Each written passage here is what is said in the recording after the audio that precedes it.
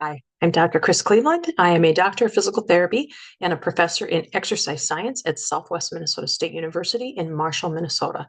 And I want to talk to you a little bit about benefits of exercise and what kind of exercise should we be doing.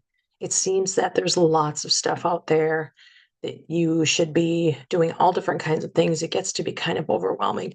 So let's break it down and just make it a little bit easier to think about. All right. So, first of all, we're going to talk about what are the benefits of exercise. So, some of these may be very familiar to you. Improve cardiovascular health. We know regular exercise strengthens the heart and improves blood circulation, which ultimately will reduce the risk of heart disease, which is very important. Weight management, which is important to a lot of us, engaging in physical activity. So, physical activity can be just being active. Exercise is more planned, structured, repetitive, like going to the gym or doing an exercise class. So, it doesn't always have to be that. Physical activity is just getting out, going for a walk, getting up and down from your chair more often instead of sitting. It helps maintain a healthy weight and can aid in weight loss efforts. It enhances your mood. There's tons of studies out there that show that exercise releases endorphins that improve mood and reduce feelings of anxiety and depression. Very, very important. And it also helps us increase our energy level. Regular physical activity boosts our energy levels by improving muscle strength and endurance.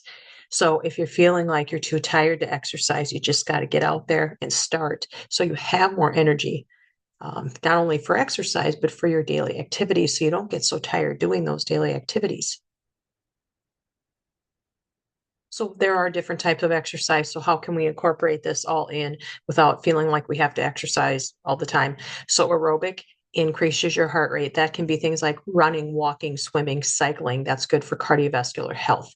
Strength training, very important for everyone, but especially in the midlife, perimenopausal, and older adults. It increases muscle strength, maintains, and hopefully increases. You can do weights, resistance bands, lots of different things. You don't have to join a gym if you don't want to do that. There's lots of good home programs too. Flexibility, yoga, increasing range of motion, stretching, whatever that may be. And that also can help with relaxation when we incorporate breathing exercises and balance activities, which is very important. Single leg training. It says here Tai Chi, stability. There's a big push right now for single leg. That we call it unilateral strength training, which is basically strength training on one leg, or you can do one arm. Really, really good for balance and strength, so you get it all at the same time. It also helps to improve coordination and stability, which ultimately will reduce our risk of falls, which is very important. So, how do you create that balanced routine with all these things? You can incorporate cardiovascular exercise into your routine. So, for example, I do a lot of interval training classes that I teach at our local gym and our university. And so we do what are called intervals. We do strength training with a little bit faster intensity, depending on what we're doing. So we may do 30 to 40 seconds of a certain lift, like a squat or a deadlift, maybe with an overhead press, with a 10 to 15-second rest. So that way we get the cardiovascular exercise in there, along with the next one, strength training. Strength training is so important, like I said before, crucial for physical fitness, daily activities, functional fitness. You've heard it before, and it's really, really important. Flexibility and mobility, kind of incorporate those at the end of your workout. And then the other thing is in the importance of rest. It is also important that we take rest days because we need to give our body that muscle recovery and prevent burnout, ensuring a sustainable fitness journey. So the big thing is you want to do things that you enjoy, that of course are good for you in these different areas of exercise, but that you can sustain over time because we just need to keep doing them. Okay. Last thing I want to talk about, I'm going to back up here just a little bit. So a little bit more on how can we get this in. So cardiovascular exercise, again, doing something that you enjoy, going out for a bike ride or a walk with a friend or something like that. And thinking about what's really important is monitoring your heart rate. And so for people our age, the zone 2 cardio exercise is a real good way to maintain and help with weight loss as well. Zone 2 cardio typically involves exercising at about 60 to 70% of your maximum heart rate. So how you do that is you take 220 minus your age, 60% to 70% of that is an easy way that you can figure that out.